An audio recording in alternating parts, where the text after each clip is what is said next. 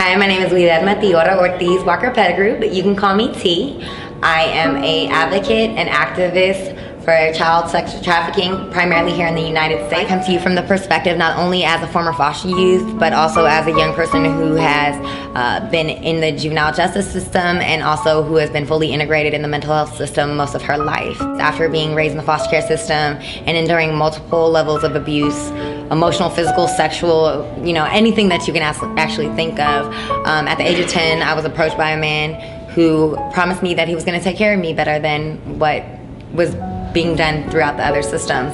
This man exploited me from the ages of 10 to 17 all over the western United States. So we're talking about the states of Nevada, Oregon, Washington, California, and by the time I was 15, I had a stay away order from the state of Nevada. I can't even remember 10 through 13 as far as birthdays. 14th, I was in Las Vegas. 15th, I was in San Diego. 16th, I was on a Greyhound coming from Washington State. And 17, I spent in the juvenile justice system.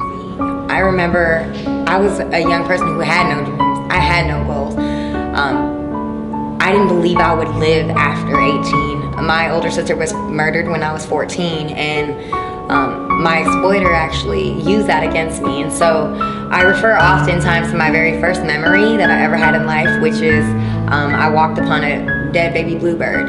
And I mean, in addition to it being my first memory, I'll never forget it, because I just remember looking down and seeing how hopeless and how sad it was that nobody took care and lifted that baby bluebird back into its nest. And I think that it being my first memory, and then so much of my life being trafficked and in just the exploitation, I felt like that baby bluebird.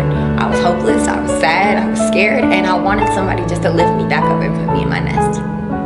Well, I think this is an amazing opportunity for me. I mean, as a young person who interfaced with the juvenile justice system on multiple levels, anytime you said lawyer, judge, anything, I would like freak out. So it's an amazing opportunity in the response that we give on the legal perspective to look at it as a big picture, as what we can do federally, statewide, but also what we're doing locally and on the ground. It takes little effort as far as like really meeting with young people and making the time. We need to educate them about the laws that are in regards to trafficking or other oppression, so that they can feel that they can stand up. We need to let them know their rights so that we can avoid more placement moves if the need is not there. We need to make sure that young people, we meet them where they're at, because they're not always going to want to meet you in the office. But young people sometimes only need to meet for a hot meal. There's plenty of different ways that we can instill new practices, but I think it's about really challenging yourself. You only know you're doing your job right for these young people if you feel challenged and you get frustrated, and take that fire and turn it into fuel to make a difference in these young people's lives.